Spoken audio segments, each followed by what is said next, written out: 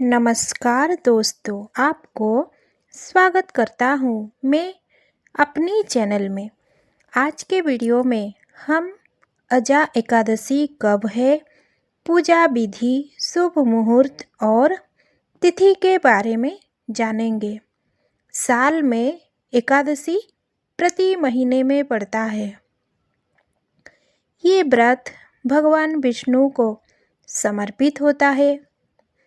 इस एकादशियों में अजा एकादशी का महत्व बहुत माना जाता है। अजा एकादशी पर व्रत रखने और भगवान विष्णु की भक्ति करने से जीवन में सभी पाप नष्ट हो जाते हैं और मोक्ष की प्राप्ति होती है।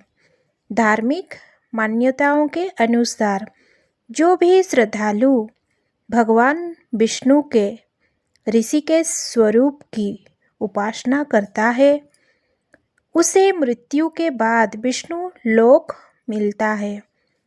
अजा एकादशी के व्रत की कथा सुनने मात्र से ही अश्वमेध यज्ञ के बराबर पुण्य फल मिलता है। भाद्रपद महीने के कृष्ण पक्ष की एकादशी को अजा एकादशी का व्रत रखा जाता है। ऐसी मान्यता है कि ये व्रत जीवन से दुख, दर्द और संकट का नाश कर देता है और मोक्ष का मार्ग प्रशस्त करना है। अजा एकादशी का पालन करने से मनुष्यों को पिछले जन्म के पापों से मुक्ति मिलती है। इस व्रत को रखने से जीवन में सकारात्मकता आती है और अनेक कठिनाइयों पर विजय प्राप्त होती है। इस साल अजा एकादशी का व्रत 19 अगस्त को रखा जाएगा। अजा एकादशी व्रत का शुभ मुहूर्त। अजा एकादशी तिथि की शुरुआत 18 अगस्त शाम 5:22 पर होगा। एकादशी तिथि समाप्त 19 अगस्त दोपहर 3:32 पर होगा। व्रत का पारण का समय 20 अगस्त सुबह 5:53 से 8:29 तक होगा। अजा एकादशी व्रत का महत्व।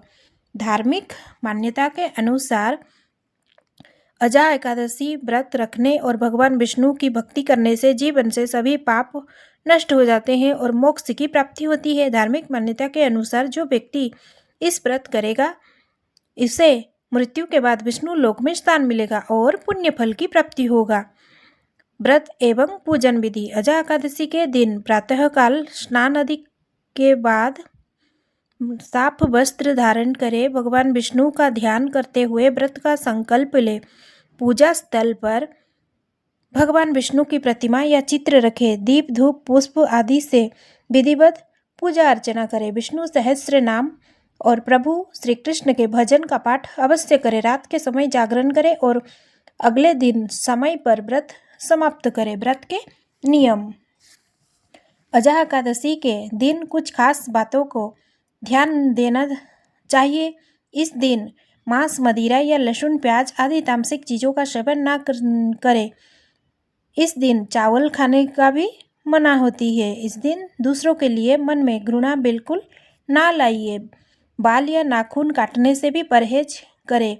इस दिन दान, दक्षिणा, गरीबों को खाना, पशु पक्षियों को खाना, पुण्यकारी कार्य करने से प्रभु की कृपा मिलता है। जीवन में दुख, कष्ट, परेशानी दूर होकर सौभाग्य की प्राप्ति होता है। तो दोस्तों, आप सभी यदि इस प्रकार शुभ मुहूर्त में व्रत पारण और नियम के साथ करिए और प्रभु विष्णु जी का कृपा पाइए। धन्यवाद।